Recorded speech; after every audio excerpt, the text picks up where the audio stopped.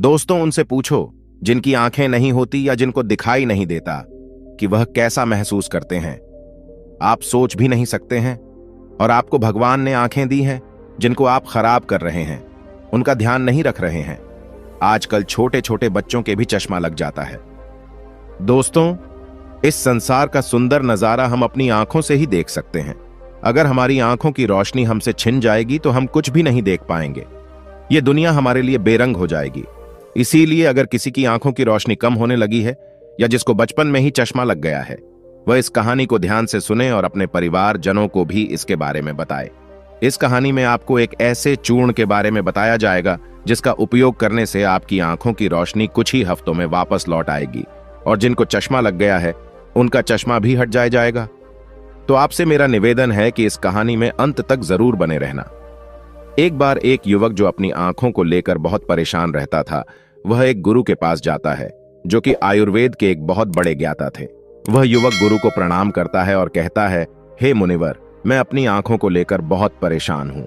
मेरी आंखों की रोशनी दिन भर कम होते जा रही है। मुझे सब कुछ धुंधला धुंधला दिखाई देता है। कहीं बार तो मेरी आंखों में बहुत ज्यादा दर्द और जलन होता है और बहुत ज्यादा आंसू भी निकलते हैं। गुरुदेव, मेरी आंखें समय से पहले ही मेरा साथ छोड़ रही है। कृपया करके आप मुझे कोई ऐसा समाधान बताइए जिससे मैं अपनी आंखों की रोशनी को फिर से प्राप्त कर सकूं और आंखों की इन सभी समस्याओं से हमेशा हमेशा के लिए छुटकारा पा सकूं। उन गुरु ने उस युवक की सभी समस्याओं को ध्यान से सुना और फिर कहा कि बेटा, हमारे आयुर्वेद में आंखों से संबंधित एक पूरा उपनिषद लिखा गया है जिसे चक्षु उपनिषद कहा जाता है। इसके अलावा हमारे महर्षि वाग्भट्ट ने आंखों के इलाज से संबंधित कहीं उपाय बताए हैं, कहीं नियम बताए हैं, जिसमें कुछ प्रमुख नियमों के बारे में आज मैं तुम्हें बताता हूं। और इसके साथ ही आज मैं तुम्हें एक ऐसे चूर्ण के बारे में बताऊंगा जिसका 15 दिन उपयोग करने से ही आपकी आंखों की ज्योति जो है वह वापस लौट आएगी। और साथ में ही इन नियमों का पालन करने से सिर्फ कुछ ही हफ्तों में आपके आंखों की रोशनी में एक आश्चर्यचकित परिवर्तन होगा। आप खुद देखेंगे कि आपकी आंखों की रोशनी वापस लौट आएगी और आपको पहले से अधिक स्पष्ट दिखाई देगा। और अगर तुम लंबे समय तक इस चूर्ण का उपयोग करते हो और इन नियमों का पालन करते हो तो तुम्हारी आंखों की सभी समस्याएं, सभी बीमारियां जड़ से खत्म हो जाएंगी और तुम्हारी आंखें हमेशा के लिए स्वस्थ और दृष्टिपूर्ण बनी रहेगी। फिर गुरु उस युवक से कहते हैं कि बेटा, सबसे पहले इन नियमों के बारे में जानते हैं। इसके बाद मैं तुम्हें उस चूर्ण के बारे में, उस चूर्ण की विधि के बारे में बताऊंगा और यह भी बताऊंगा कि तुम्हें उसे किस तरह से प्रयोग करना है। फिर गुरु उस युवक से कहते हैं कि बेटा, अब तुम इन नियमों को ध्यान से सुनो। आंखों के उपचार के लिए आयुर्वेद का पहला नियम है, सुबह उठते ही बिना कुल्ला किए अपने मुंह की लार को आंखों पर लगाना है। तुम जैसे ही सुबह बिस्तर से उठते हो तो बिस्तर पर बैठे हुए ही अपने मुंह की लार को अपनी अंगुली में लो और उसे अपनी आंखों की कोर में काजल की तरह लगाओ। यह बहुत ही रामबाण इलाज है। आंखों की सभी समस्याओं का असल में हमारी लार में वह सभी तत्व पाए जाते हैं जो मिट्टी में होते हैं। और जब हम सुबह की लार को आंखों में लगाते हैं तो वह सभी पोषक तत्व हमारी आंखों को मिलने लगते हैं, जो इसे स्वस्थ बनाए रखने के लिए बहुत जरूरी है। आंखों को हमेशा स्वस्थ बनाए रखने के लिए आयुर्वेद का दूसरा नियम है, मुंह में पानी भरकर आंखों में धीरे धीरे छींटे मारना। तुम जब रोज सुबह अपनी आंखों को धोते हो तो उसे ऐसे ही मत दो, बल्कि उससे पहले अपने मुंह में पानी भरो, फिर अपनी आंखों पर कम से कम 20 छींटे मारो। छींटे इतनी तेजी से ना मारो कि आपकी आंखों में दर्द होने लगे, वह लाल हो जाए। हमें बस इतनी तेजी से छींटे मारने हैं ताकि पानी आपकी आंखों के अंदर चला जाए। जब आप आंखों में छींटे मारते हैं तो अंदर की छोटी से छोटी गंदगी भी पानी के साथ भरकर निकल जाती है और आंखें साफ हो जाती हैं। और मुंह में पानी भरने का कारण यह है कि जब हम आंखों में छींटे मारते हैं तो आंखों का कचरा जो है वह मुंह के रास्ते से न जाकर सीधे आंखों से ही पानी के साथ बाहर निकल आए, क्योंकि आंखों की कहीं बीमारियां सिर्फ आंखों में धूल मिट्टी जाने के कारण या कचरा जाने के कारण पैदा होती है। और जब यह सब कचरा साफ होगा तो हमारी आंखें भी स्वस्थ होगी।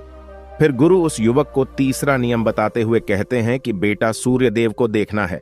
हर दिन लगभग 5 मिनट के लिए सूर्य देव को देखना है, लेकिन दोपहर में या तेज धूप में नहीं, सिर्फ उगने से 1 घंटे के अंदर अंदर या फिर सूर्यास्त होने के 1 घंटे पहले। सबसे ज्यादा अच्छा तो यह होगा कि तुम सूर्य देव के उगने या अस्त होने के समय उनके दर्शन करो, और जब जरूरत महसूस हो तो पल के झटका भी सकते हो।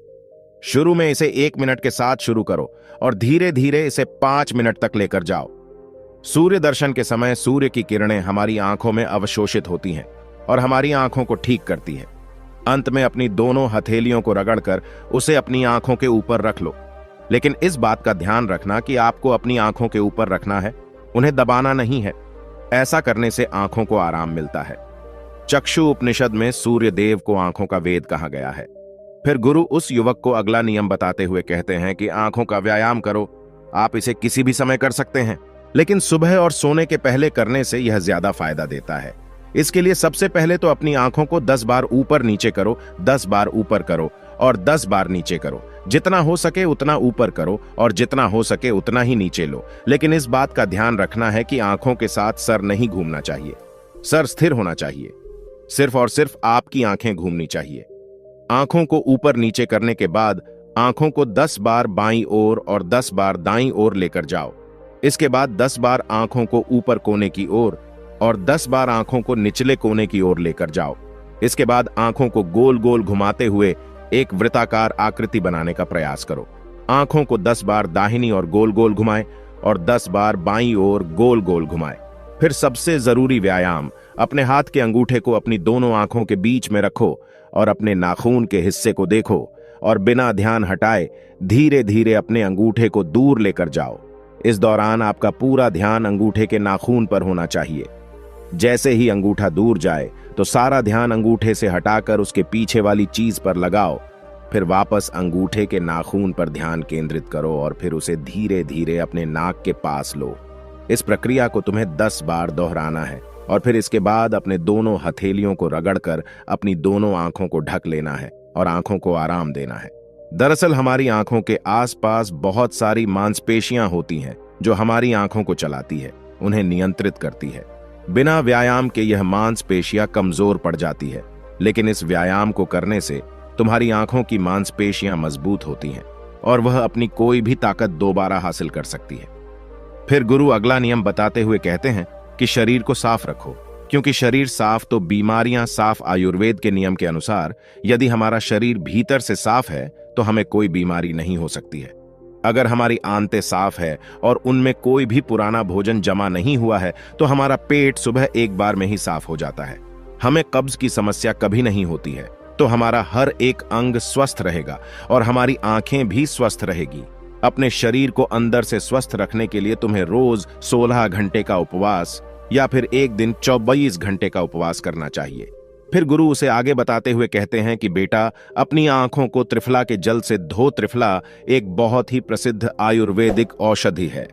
महान ऋषि वाग्भट ने त्रिफला को इंसानी शरीर के लिए अमृत तुल्य बताया है।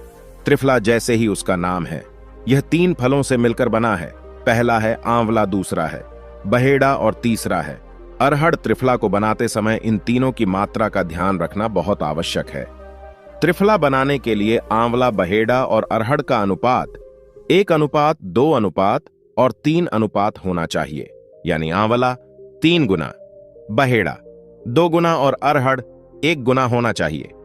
इन तीनों को सुखाकर इनके बीज निकालकर इसे अच्छे से पीसकर मिला लीजिए। इस तरह से त्रिफला का चूर्ण तैयार हो जाता है। फिर इसे किसी मिट्टी के बर्तन में रख दीजिए और 1 चम्मच त्रिफला चूर्ण को 2 गिलास पानी में रात में भिगोकर रख दें और सुबह उसे छानकर अपनी आंखों को उससे धो लीजिए। ऐसा करने से बहुत ही तेजी से आंखों की सभी समस्याओं में आराम मिलता है और आंखों की रोशनी बहुत ही तेजी से बढ़ती है। त्रिफला न सिर्फ आपकी आंखों के लिए बल्कि हमारे शरीर के लिए भी बहुत फायदेमंद होता है, क्योंकि यह वात, पित्त और कफ तीनों दोषों को नियंत्रित करता है। शरीर को साफ करने के लिए त्रिफला को 2 तरीके से लिया जा सकता है, एक रात को और दूसरा सुबह। अगर आप त्रिफला सुबह लेते हैं तो गुड़ या शहद के साथ लो, और यदि आप त्रिफला को रात में लेते हैं तो दूध के साथ या फिर गर्म पानी के साथ इसे ले सकते हैं। रात में दूध या गर्म पानी के साथ जो त्रिफला खाया जाता है वह हमारे शरीर को साफ करने का काम करता है, गंदगी बाहर निकालता है। और सुबह जो गुड़ या शहद के साथ त्रिफला खाया जाता है यह पोषक तत्व का काम करता है, यानी कि पोषक तत्व प्रदान करता है। इसीलिए जो व्यक्ति स्वस्थ है, जिन्हें कब्ज या पेट से जुड़ी हुई कोई भी दिक्कत नहीं है, वह त्रिफला को दिन में खाए, और जिन्हें पेट की सफाई करनी है, कब्ज की समस्या रहती है, वह इसका सेवन रात को करें। फिर गुरु उस युवक को अगला नियम बताते हुए कहते हैं कि बेटा, यह नियम बहुत ही लाभकारी है। इससे तुम्हारी आंखें और मन दोनों ही तेज बनते हैं। इसके लिए तुम्हें एक अंधेरे कमरे में दीपक या मोमबत्ती जला लेना है। फिर उसे इतनी ऊंचाई पर रखना है कि जब तुम बैठो तो वह तुम्हारी आंखों के ठीक सामने हो, ना ज्यादा ऊपर होना चाहिए और ना ही ज्यादा नीचे होना चाहिए। इसके बाद आपको अपने पीठ को सीधा करके आरामदायक स्थिति में बैठ जाना है और अपनी दृष्टि को उस दीपक या मोमबत्ती की ज्वाला पर यानी ज्योति पर केंद्रित करना है और लगातार उस ज्योति को देखना है। इस बीच यदि तुम पलक झपकाना चाहते हो तो आप झपका सकते हो, लेकिन कोशिश करो कि जितनी देर तुम बिना पलक झपकाए रह सकते हो तो बिना पलक झपकाए रहो। थोड़ी देर में तुम देखोगे कि तुम्हारी आंखों से आंसू बहने लगेंगे, लेकिन चिंता करने की कोई जरूरत नहीं है, क्योंकि यह क्रिया हमारे आंसुओं के द्वारा हमारी आंखों की सफाई कर रही है। इस प्रक्रिया के बीच आप आंखों के आंसू को रोकने का प्रयास ना करें, बस इन्हें बहने दें। इस दौरान अपने हाथों से अपनी आंखों को भी स्पर्श नहीं करना है। जब यह प्रक्रिया पूरी हो जाए तब अपनी दोनों हथेलियों को रगड़कर धीरे धीरे अपनी आंखों के पास लेकर जाओ और आंखों को ढक लो। यह प्रक्रिया रोज रात को सोने से पहले कुछ मिनट के लिए करो। फिर तुम स्वयं देखोगे कि तुम्हारी आंखों की रोशनी दिन प्रतिदिन बढ़ती जा रही है। इस प्रक्रिया को करने से आपकी आंखों की रोशनी के साथ साथ आपकी एकाग्रता भी बढ़ती है। फिर गुरु उस युवक को अगला नियम बताते हुए कहते हैं कि किसी भी ठंडी सब्जी जैसे खीरा, लौकी और आलू के छोटे छोटे टुकड़ों को कुछ मिनट तक अपनी आंखों के ऊपर रखो। जब हम खीरे या लौकी को इस तरह से छोटे छोटे टुकड़ों में काटकर आंखों के ऊपर रखते हैं तो हमारी आंखों के आसपास का जो क्षेत्र है वह ठंडा हो जाता है और बाकी का क्षेत्र गर्म रहता है, जिससे आंख और सर के बीच का जो तापमान है उसमें अंतर आ जाता है और ज्यादा से ज्यादा रक्त आंखों की तरफ आने का प्रयास करता है। फिर जिस जगह पर रक्त का प्रवाह ज्यादा होता है उस जगह का इलाज खुद ब खुद शुरू हो जाता है। इस प्रक्रिया को आपको हर दिन 10 से 12 मिनट तक जरूर करना है। इससे आपकी आंखों की रोशनी बढ़ेगी और आप ताजगी महसूस करेंगे। फिर गुरु उस युवक को अगला नियम बताते हुए कहते हैं कि बेटा, तुम्हें रोज ऐसा काम करना है जिसमें ज्यादा रक्त का प्रवाह हो, जैसे शीर्षासन, भस्त्रिका आसन। ऐसे आसनों को करने से रक्त की ज्यादा मात्रा आंखों की तरफ जाती है और आंखें स्वस्थ बनी रहती हैं। फिर गुरु उस युवक को कहते हैं कि बेटा, तुमने नियमों के बारे में तो जान लिया, अब मैं तुम्हें उस चूर्ण के बारे में बताता हूं जिसका उपयोग तुम्हें करना है, और उसका उपयोग करने से कभी भी तुम्हारे आंखों की ज्योति खराब नहीं होगी, और अगर जिनको चश्मा लग चुका है उनका चश्मा भी कुछ हफ्तों में उतर जाएगा। इस चूर्ण को बनाने के लिए आपको 4 चीजों का प्रयोग करना है, जिसमें पहली चीज है सौंफ, दूसरी चीज है बादाम, तीसरी चीज है धागे वाली मिश्री और चौथी चीज है काली मिर्च। हमें सबसे पहले तवे पर सौंफ को थोड़ा सेक लेना है। सौंफ को नेत्र ज्योति के रूप में अव्वल माना जाता है। इसकी तासीर ठंडी होती है। इसके साथ ही यह खाने को पचाने में बहुत ज्यादा मदद करती है। सौंफ हमारे शरीर के मोटापे को भी कम करती है। सौंफ में potassium, magnesium, zinc, iron, copper जैसे मिनरल्स भरपूर मात्रा में होते हैं। आपको सौंफ को तब तक सेकना है जब तक उसमें खुशबू ना आ जाए। जब खुशबू आने लगे तब आप उसे नीचे उतार लीजिए। फिर आपको बादाम को हल्का हल्का सेकना है। बादाम में विटामिन ए प्रचुर मात्रा में होता है, जो हमारे दिमाग को तंदुरुस्त रखता है। इसमें प्रोटीन एवं फाइबर काफी अच्छी मात्रा में पाए जाते हैं, जिसकी वजह से हमारा पेट भरा भरा रहता है और यह हमारे मोटापे को भी कम करती है। इसके बाद आपको बादाम और सौंफ को अच्छी तरीके से पीस लेना है। इसका बारीक चूर्ण बना लेना है और इसके बाद आपको धागे वाली मिश्री में से धागा निकाल देना है और उसे कूट कर उसका बारीक चूर्ण बना लेना है। फिर आपको 10 से 15 काली मिर्च लेनी है। काली मिर्च में एंटी इन्फ्लेमेटरी तत्व पाए जाते हैं जो आंखों के लिए बहुत लाभदायक होते हैं। इसके साथ ही काली मिर्च जीवाणु रोधक और इम्यूनिटी बढ़ाने में सहायक होती है, जिससे आंखों की रोशनी मजबूत बनती है। काली मिर्च में विटामिन ए और विटामिन ई पाए जाते हैं जो आंखों के लिए बहुत लाभदायक है। काली मिर्च को भी आपको अच्छी तरीके से कूट लेना है, उसका भी बारीक चूर्ण बना लेना है। फिर आपको इन चारों चीजों को एक साथ मिक्स कर लेना है।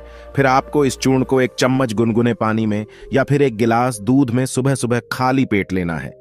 इसको लेने से आपकी आंखें बिल्कुल स्वस्थ रहेगी और साथ ही साथ आपका पेट भी बिल्कुल साफ होगा। आप अच्छी तरह से फ्रेश हो पाएंगे। इससे आपको अच्छी नींद आएगी और आपकी आंखों की रोशनी और दिमाग तेज होगा, और ये चारों चीजें जो है वह आपको अपने घर में ही उपलब्ध हो जाएंगी।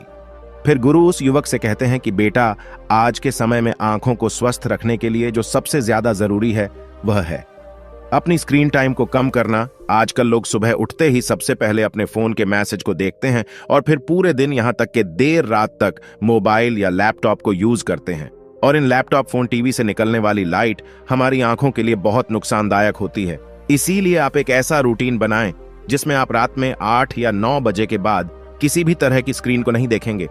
ऐसा करने से आपकी आंखों को तो आराम मिलेगा ही साथ आपकी नींद जो है वह गहरी हो पाएगी और अगले दिन आप तरोताजा महसूस करेंगे।